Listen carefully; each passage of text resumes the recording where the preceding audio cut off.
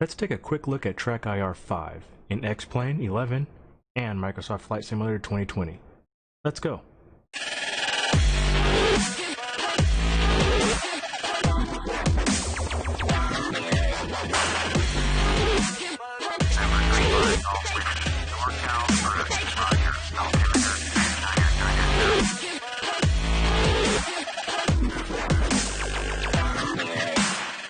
Hey, how's it going? So here we can see TrackIR is running. On the left hand side we have all of our settings. We have speed at which the camera moves, smoothness, you can pick which version you have, TrackIR Pro, which is a clip for headsets, or a track clip, which I use, that goes on a hat. Down here we have different profiles you can set for your axis, yaw, pitch, roll, XYZ, and you can set how aggressive or not aggressive you want those. These here are all your titles, and then these you can set the profile like we mentioned a second ago if you have one. I just use a default profile, so LW main is exclusive meaning it's the only profile that's used for all games. And then in here you can actually set your LED status, lights, camera rotation, brightness, that type of thing. Over here on this side we can see our head here. And basically the wire mesh is what you see in game. That's the way the head moves in game, right? So as you can see here, compared to the wireframe around the head, I'm not moving my head that much, but the wireframe is moving quite a bit. Let's change it, reset it, then we'll change it and look at it from the top. Okay, from this view, you'll really get a good idea of what I mean by not a lot of head movement or a lot of head movement in the game. So here my actual head movement is very minimal, and I'm looking almost 45 degrees behind me and less than 45 degrees of head turn. So what I did was I set up my settings to where I wouldn't have to look more than 3/4 of the way either direction, left or right, on my 34-inch monitor. If that makes sense. So if this here with the actual pink head section is my actual monitor's corner, or the end of the monitor, that's fully behind in the wire mesh. So again, with a head turn of this much, I'm technically looking kind of at the side of my monitor, or the left hand or right hand side of my monitor, which will give me a full 180 degrees of rotation in game. You can look down, look up, again left and right. So full 6 degrees of movement, reset, up and down, back and forth. So that's kind of how TrackIR works. Let's do first person view. So this would be what the computer or TrackIR sees in game, if that makes sense. So you have your rotational degrees, up or down in the 3D space. Again, you can move forward or back. And you can see that represented here by these three icons here: left, top, front. You can see the rotation. Then this is what the camera sees, and those three green dots are what the camera is tracking on my head.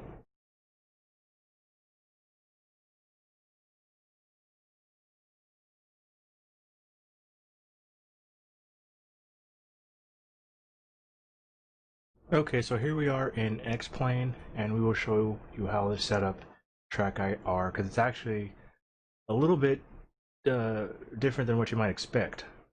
So we'll go down to settings, and in here we want to be on the graphics tab. Now a couple things: you want your field of view, or at least I have my field of view with the, again, 34-inch monitor set to 90 degrees. So depending on your monitor size, you can go online and Google the calculation for field of view for first person view or for head tracking, but for a 34-inch ultra wide it's 90 degrees. Now you'll probably notice on the bottom here, enable TrackIR and track hat view tracking in 3D cockpit is unchecked. I don't actually use X-Plane's built-in I guess driver, or whatever you want to call it, I'm not really sure, implementation for head tracking.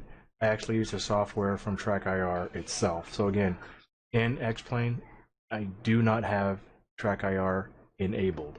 Now let's take a look at what this looks like in cockpit.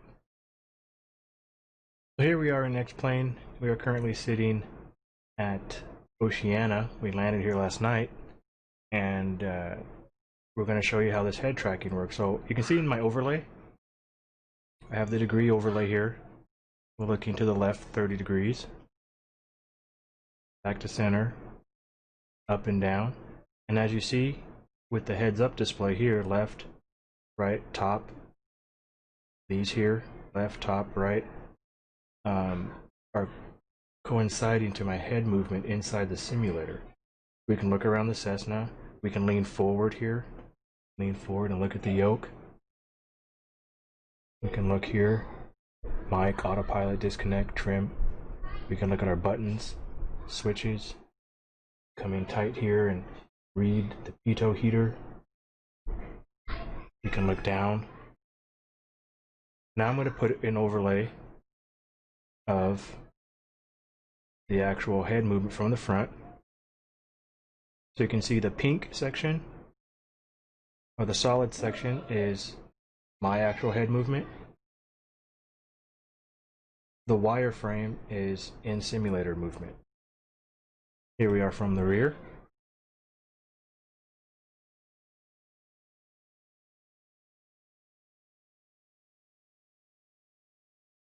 We'll look at the compass here. Zoom in. Well, not really zoom, leaning forward.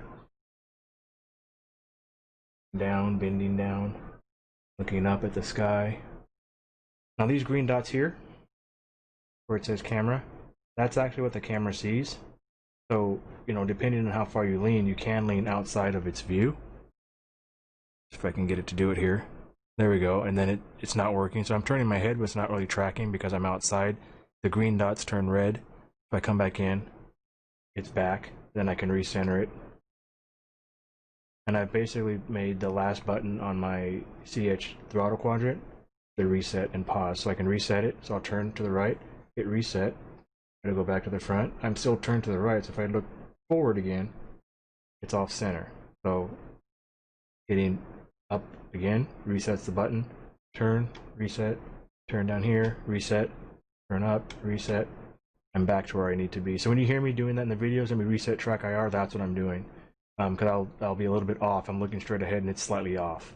So I'll just, you know, turn my head, get comfortable, and then reset TrackIR. So I hope that kind of makes sense of how I'm doing that and the reason why you hear me saying, let me reset TrackIR.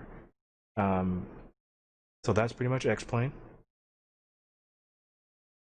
Really smooth, really immersive. You look around here.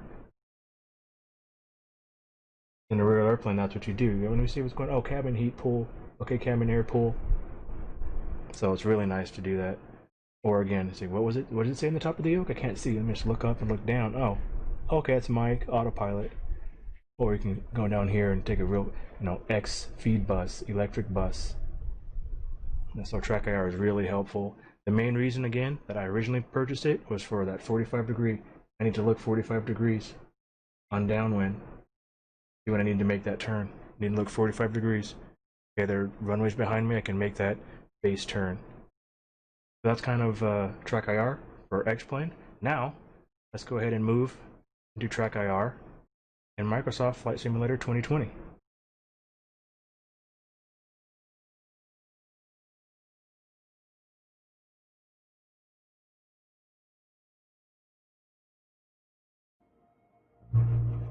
So here we are sitting in the hangar in Microsoft Flight Simulator 2020. We have our Beechcraft Baron G58 sitting there. Now, there really isn't anything to set up for TrackIR. Basically, before you start the flight simulator, turn on TrackIR or run it. When Microsoft Flight Simulator 2020 starts, you'll see TrackIR minimized to the taskbar, and it's running. Again, it's built-in native. There's nothing to actually set or set up. There's no checkboxes or anything for Microsoft Flight Simulator 2020. It just works. Something that's kind of interesting, as we sit here in the hangar, the doors are starting to close here. We'll jump into the pilot view. Now, I'm going to go ahead and unlock TrackIR, and this is kind of cool. So watch this. But here we are in the hangar. but I have full head tracking inside the plane. So this is really neat feature because, like many people in real world that have a hangar, they're gonna go sit in the hangar, sit in their plane, and just look at it and go over the buttons and go over everything. So I really like this feature, and it's really cool to be in this really neat hangar in Microsoft Flight Simulator 2020. But again, as you see in the overlay on the left, head tracking works exactly the same as in X-Plane. There I am looking left and right at 45, 45. I can see the tail, look out, moving forward, look at the panel, move around the yoke, look at the buttons, bend down, look at the air conditioning, fuel selectors. Again, side to side movement, forward and back movement, up and down, yaw, pitch, and angles as well. I can go diagonal if I want. So again, 6 degrees of freedom, full head movement in the simulator. Now, one difference between X-Plane and Microsoft Flight Simulator 2020 is if I go to an external view, the head tracking still works. So for whatever reason in X-Plane it automatically shuts off. I didn't set that up, it just doesn't work external view. But on external views here I can look around, zoom out, zoom in, but you still have your head movement. Zoom back out. I know it's not VR, you're not immersed and wrapped around it, but the TrackIR really does up the ante when it comes to immersion in the simulator. And again, it really helps for those that are actually training with any of the flight simulators, Microsoft or X-Plane, or just viewing over the wing and head movement, especially when you're in the pattern and you're doing your 45s, or if you're flying in formation to be able to look up and track another airplane's wing, or track where you're supposed to be. If you're a slot pilot, being able to look up and stay in formation. TrackIR is very helpful in that sense. Well, that's pretty much it for this video. If you liked it, give it a thumbs up, hit like and subscribe. More videos are coming. And let me know, do you prefer TrackIR or some other method of head tracking?